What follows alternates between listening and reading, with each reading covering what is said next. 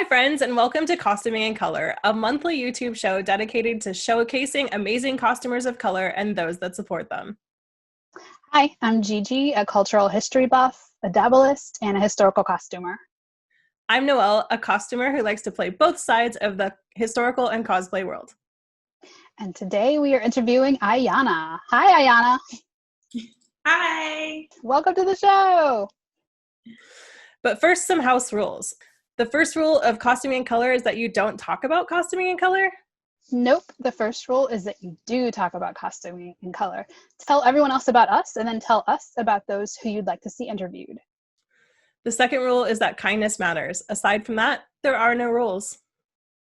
So let's get into it.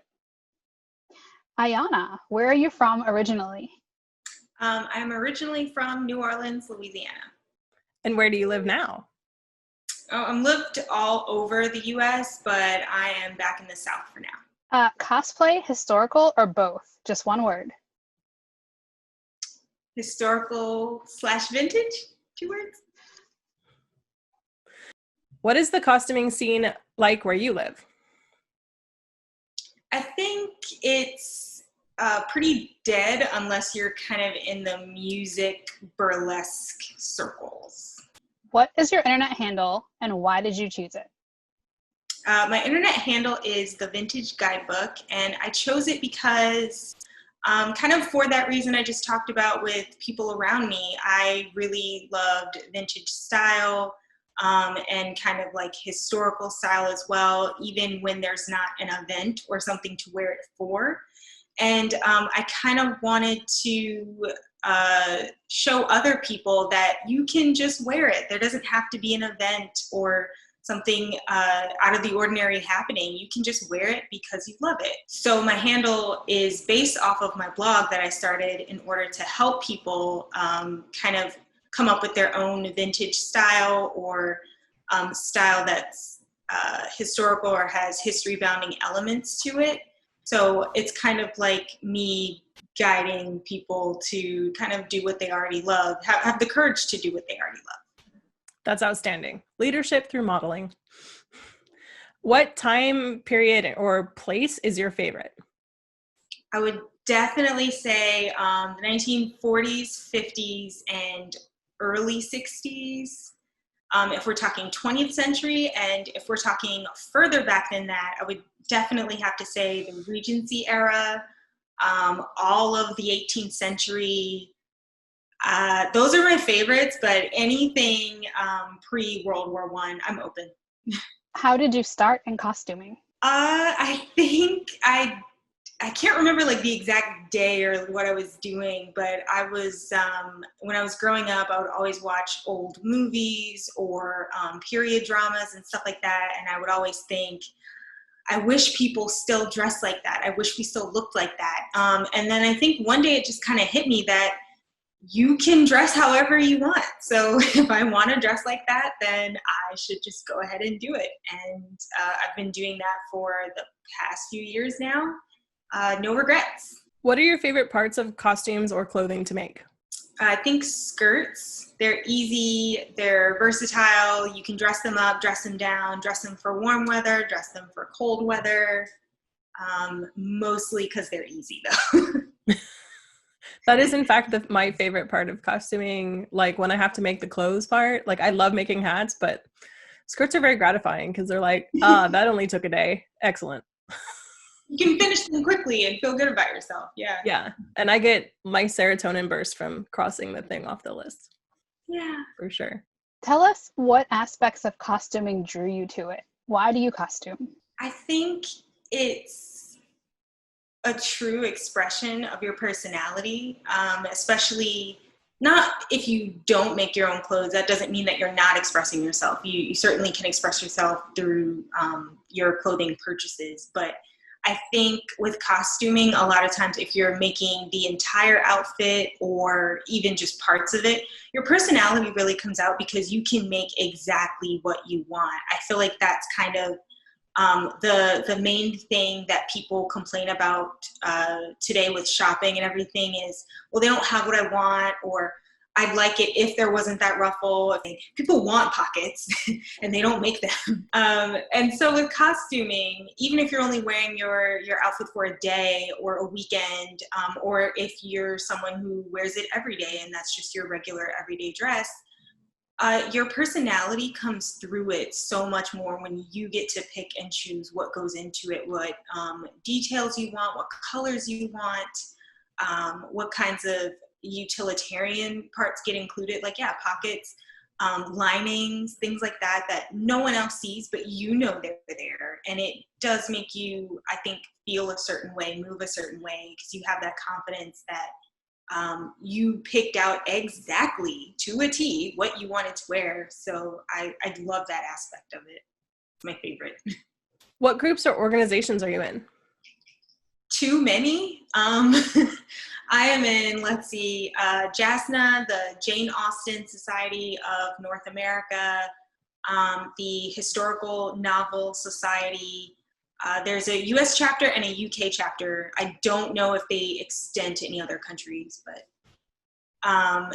a bunch of Facebook groups, so many Facebook groups. But I think the main ones that I'm active in are Black to Williamsburg, which is a historical costuming group for Black people who want to connect with other Black people and maybe do like events and stuff when it's safe.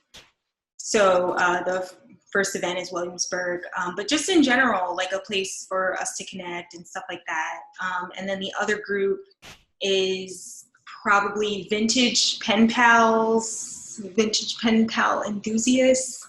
I can't remember the title right now, but if you just search vintage pen pals, you'll find it.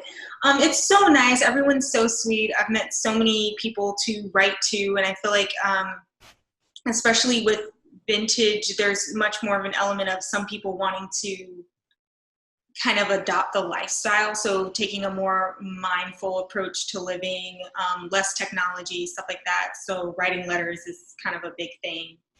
And then I just recently, like, over the past week, this is very new, wanted to start a group of my own that is going to be called the Black Vintage Society, and it's going to be for Black people who enjoy vintage clothing, vintage decor, and by vintage I mostly mean like mid-century, so that same 50s, 60s kind of time bracket.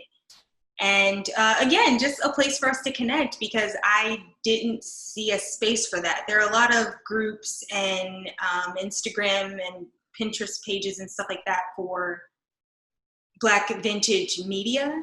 So kind of talking about Black Hollywood, Black musicians, Black Instagrammers, social media influencers and stuff like that who wear vintage fashion, but there wasn't really a place for regular Black people who like vintage fashion, if that makes sense. Yeah. So I decided to make one. So excellent. It'll be on Facebook. Fun. We'll put a link to all that stuff down below for everyone if you would like to join up. Also, when I mean people who kind of want to live a vintage lifestyle, I am very aware of the idea of vintage style, not vintage values, because when you're talking about the past, I think especially for Black people, one of the reasons why we kind of do feel a little uncomfortable in some spaces is because there are people who say things like, wouldn't it be great to live back then? No, it would not. Absolutely not. I don't really think anyone was having a good time back in the 50s or 60s. If you watch Mad Men, not even white men were really having that great of a time. So when I mean vintage lifestyle, what I mean is people who are into baking instead of microwaving, people who like to write letters instead of text, people who are interested in having a super large Pyrex collection in order to come up with new recipes to put on little recipe cards just like their grandma. Like, I don't mean anything beyond cottagecore, essentially. Yeah. Yeah, that's what we mean. Or maybe just having a more capsule wardrobe, more sustainable wardrobe, only having a few weeks of clothes and not a few months. wearing things, using things until they break down, having less screen time, those kinds of vintage lifestyle aspects. We are not talking at all about the mores and attitudes of those times, unless you mean like writing thank you notes after every single thing someone has done for you. But that's about it. Thank you for the clarification. I appreciate that. Yeah. Who's your costumer crush? Definitely Serena from Instagram. I'm not sure if that's her real name or if that's just her online name, but I think she is the cutest person ever. She does so many gorgeous like 50s, 40s outfits, that same mid-century, 40s, 50s, 60s. And she just looks like the cutest little like housewife, and she just had a baby, so we got to see a bunch of maternity wear, lots of smocks, and like she's just so adorable, and she's the nicest person. So yeah, I want to be her friend, but I don't know if she knows who I am. Well, she might after this. We'll tag her. Yeah. Oops. What's your theme song for sewing or crafting, or like what's on your playlist? I don't have a specific one, but I like to listen to instrumental music from whatever period I'm sewing from or sewing in. So like with historical, especially because it's hand sewing and I'm trying to like get in the zone, I'll definitely put on like some Baroque Mozart because I'm just feeling fancy. But other than that, yeah, if it's just kind of 20th century stuff, I'll do like 40s big band. Of course, like Dandy Wellington, because his stuff is reminiscent of that era. I know. I love him. He's such a cool guy. Yeah. He's like going to be an upcoming guest on our show. That's exciting. Yeah. Yeah. Love his music, but anything kind of in that vein of, loving big band, loving upbeat jazz, not like coffee cafe jazz, but like the, you all know what I'm talking about. Zach. Yeah, not that, but the more upbeat stuff, like definitely the stuff you start seeing coming out in the 20s and 30s, like Cab Calloway and all that. Sometimes podcasts. So I definitely like to listen to the American Duchess podcast and Dressed. Those are probably my two favorites. I feel like if I think about sewing, the sewing will come out better. That's where I'm going. Perfect. And who inspires you? I'd have to say definitely real women in the past. Not necessarily prominent figures or anything like that, but I think just regular everyday women. I really, really love the history behind the clothes. It's not just making something that I like. I really like learning about the lifestyles of people during those times, what they were doing, why their clothes are the way they are. And life was really, really hard for pretty much most of, Western history. I can't speak to, but for most of Western history, life was insanely hard, and even more so for women. If you were upper class, you had a lot of social constraints, and you pretty much literally couldn't leave the house without an escort of some kind. And the man in your life could tell you he just didn't feel like you leaving that day, and that was it. And if you were poorer, you worked so hard that your body really would break down by the time, by today's standards, we'd be in middle age. And that's why you look at old photos and people will talk about, oh, this person's beautiful. And we're looking at them going, were they? And it's because life was so hard. Like you were scrubbing clothes, you were looking after kids, you were sewing by like candlelight and ruining your eyes. So I think all the women who came before, and particularly women who were enslaved or were freed, I think to just have survived that kind of life is tremendously inspiring. Sometimes when I don't want to put my clothes in the dryer, I tell myself, you know what? A woman in the 20s would have laughed you all the way to Timbuktu. You want to put clothes in a box. So that's incredibly inspiring. And then also in a closer sense, I think Kimberly Jenkins, who created the Fashion Race Database, is a role model. She is, I believe, a fashion history professor, lecturer, and researcher. And what she found was in a lot of databases, archives, and spaces that she was doing research in, there was not a presence of evidence for BIPOC. That is the weirdest sounding acronym, but it really is. throughout Western history, or even in post-colonial, in those other countries in the post-colonial, she noticed that there was not evidence of any art, fashion movements, things like that. And so when you're talking about fashion, it's not fair to say that only white people enjoy fashion or had shifts in fashion or changes. Of course, that's ridiculous. Even if you're studying Europe, it's not accurate to say that there were only white people living in Europe until World War II. That it's just wrong. It's just wrong. Yeah, yeah. That is just not accurate. And so, and she did, of course, try to push for museums and organizations to be more inclusive. But as we kind of all know, asking nicely doesn't always work. And so she created the Fashion and Race Database, which is pretty much everything that's lacking. So resources from, about, Black, Indigenous, people of color. And I think that is so amazing. And that's one thing that always makes me think about doing something whenever I see a lack. I mean, that's kind of why I started the Black Vintage Club, is because I saw that it wasn't there. And I thought, yeah, if it's not there, create it. Yeah, for sure.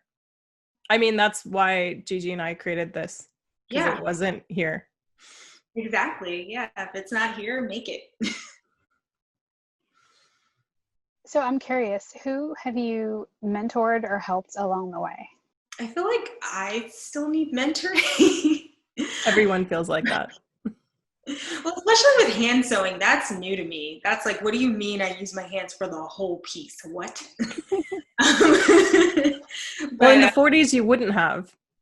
Well, that's the thing. Yeah. Back in the day, they were like, I'm never hand sewing again. I want a machine. And now we're like, oh, let's hand sew. It's a very weird switch up. Yeah. But I think lately I've been working a lot with my friend Alika. She is the Inspired Peacock on Instagram. And she just, we messaged each other somewhere, somehow, I can't remember. And she was saying, I want to get into wearing vintage, but how, how do I know what looks good? How do I know what looks too costumey? How do, basically what's accurate? Because it's weird, I think, when you're going for historical as opposed to cosplay, where you can kind of put your own spin on it. If you're trying to look like someone from the past, it's actually harder than you think to get it to look right and not like the Marie Antoinette costume in a box from Party City. Yep. It's really tricky. So she and I have been having lots of talks and stuff, and watching lots of educational TV, as lame as that sounds, together, and kind of using that to sort of be a guide and figure out, what does real vintage / historical look like? How does it come off looking genuine? So. Yeah, for sure. Okay. Photos, lots and lots and lots and lots of photos, for sure. How can we be better mentors for our community with an aim to retain and also recruit? Speaking of, I think being open to mentorship is the first step.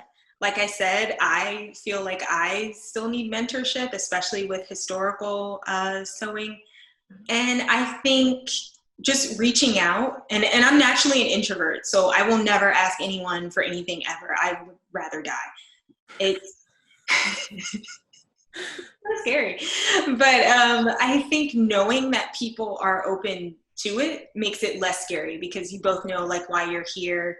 And I put out kind of a call on social media because I certainly don't have time. I don't know why I keep taking on new projects, but I did. And I asked, anyone who is willing to take this on, can you start a group to pair people who need mentoring with people willing to mentor? Because I think a lot of times some of the bigger people on social media either have too many time commitments or just genuinely can't see all their comments. So yeah, it's one of those things where, I mean, they could be totally open to it and they will just never see your message, or vice versa. Yeah. They would love to help you, but cannot take on something else in order to give you the great content we're all here for. So yeah. I really like that. Yeah. And I think the handle is the Fabric Godmother. I think that's ended up being called, is a place where people who have the time and the patience and inclination can be paired with people who really, really need it and just don't know how to ask, or have just been spamming people's inboxes. How do I get started in historical costuming? I think you made a video about that, didn't you? I did, because I get that question so much. I'm not even very big, and I can't see all my comments ever. And people keep asking me that question. It's very difficult to answer. Yeah. How do I get started? You're just start. So I made a video called 35 Tips for Beginners. So if anybody needs help with historical costuming or costuming in general, it's for cosplayers too. Go check that video out because it'll help you. Specific questions to your people who you want to mentor you are far more likely to get an answer. I will say that. If you ask a very specific question rather than a how is the universe formed kind of question, you are much more likely to get an answer out of people. So I will give you that tip here. But I also think mentors are never just mentors. They're always mentees also. Every mentor has a mentor. That's the chain. The chain works that way, right? So even if your mentor doesn't know, sometimes they can go ask their mentor, and you can send questions up the chain. That's a really good point. Yeah, everyone kind of needs someone. Yeah. So I think one thing that I would like to see, maybe just going forward, putting it out to anyone watching, is if you're open to mentoring or adopting an introvert, maybe put that in your about section or bio somewhere, so that people know they can, or something like that, or vice versa. If you're new to sewing, I've seen a lot of people say, DM me and say, I'm new to sewing, I don't know who to ask. And I think put that in there. A lot of people don't want to be pushy if they see a project of yours in your photos on Instagram or on YouTube or whatever, and you're doing something wrong. Only a jerk is going to comment, hey, that stitch is going to come loose real quick if you don't fit. No one's going to say that, but they might love to mentor you and help you to get your stitches to be stronger, or, whatever the situation is. But if they don't know that you're open to that kind of constructive criticism and open to that relationship, the nice people are not going to comment that. And then the people who are people you would want to be your mentor anyway. So I think those of us on the other end maybe can be more vocal about saying yes, I do have the time, or I don't have the time, but here's someone who does, or, here's an account that does, go follow Fabric Godmother. Yeah. Or, just being open about it. Yeah.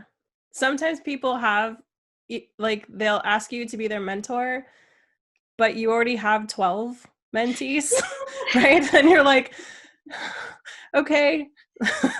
So if someone also doesn't have the time, please accept that it's not personal. It has nothing to do with you, really. It's probably really that they just already have a bunch, and maybe they'll help you find a different person. So definitely ask about that. But if you are open for help, definitely ask for it, because we also promote not giving aggressive criticism to new people. So we've asked people to not say stuff to you.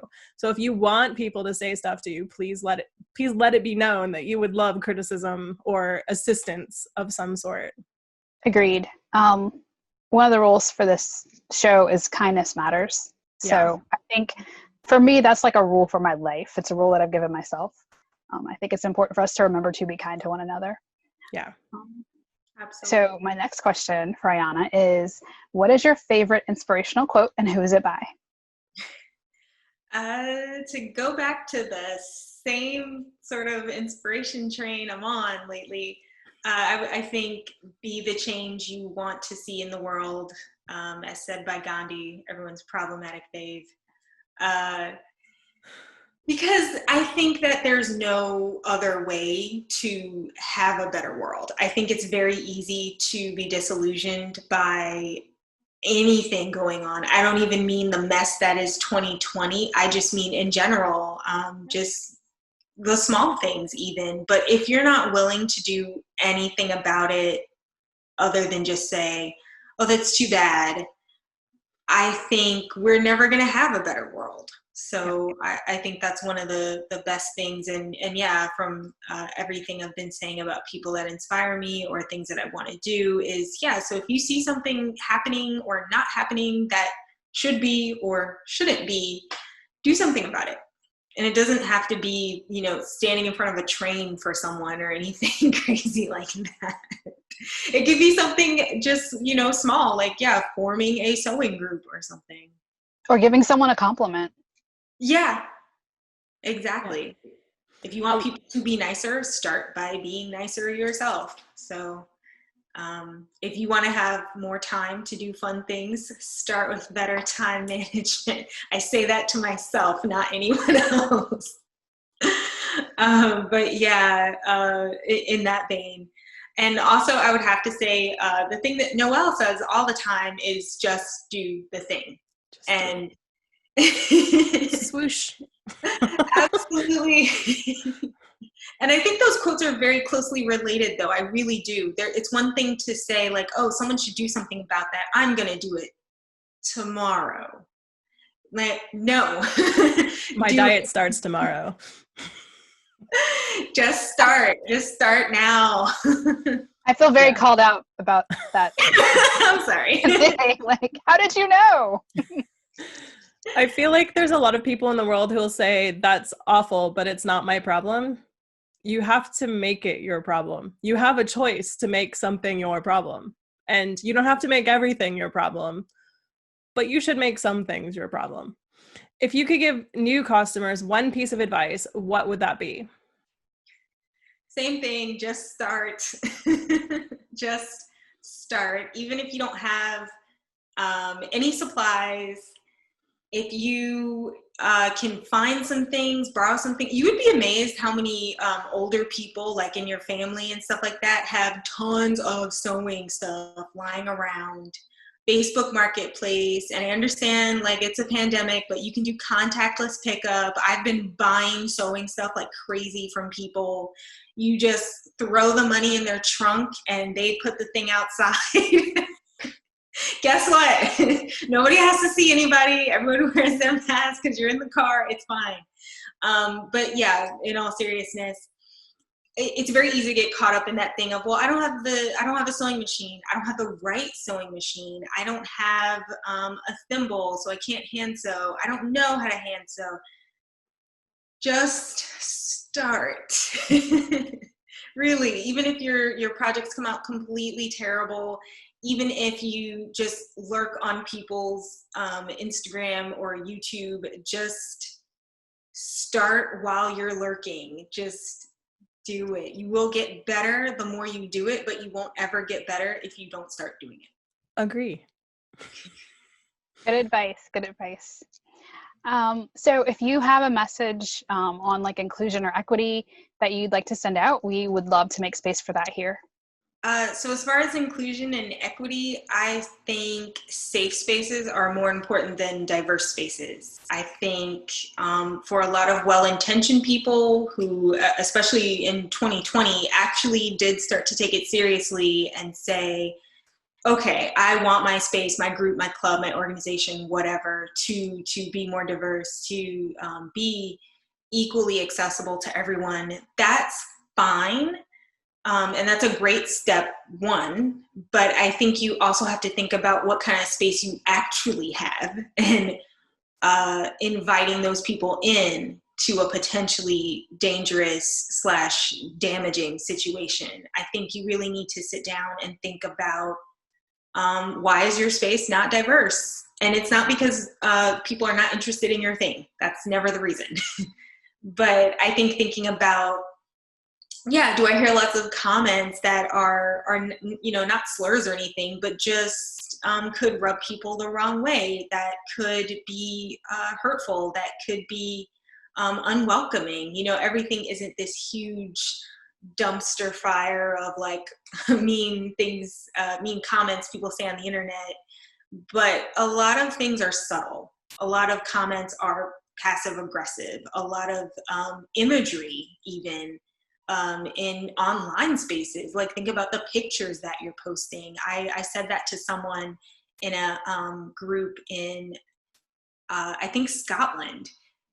Which I've never been to Scotland, so just disclaimer there, but I don't imagine they have a super large Black population, like overall as a country. I know bigger cities are always, but like overall, and the administrator said, like, yeah, I want to have a more diverse space, but like obviously there aren't a ton of Black people everywhere. How do I do that?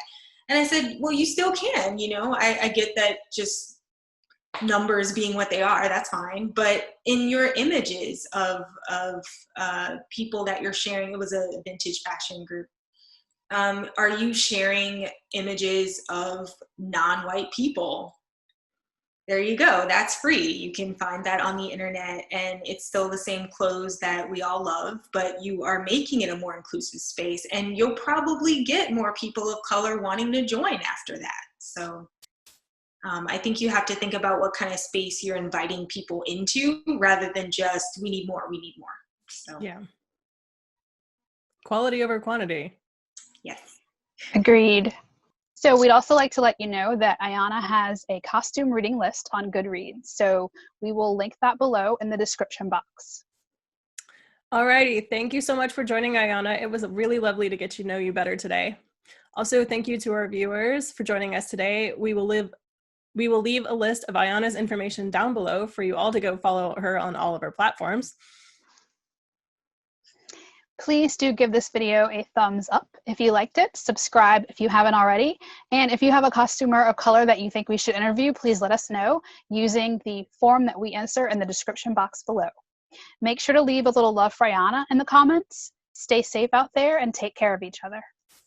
Bye, guys. Bye.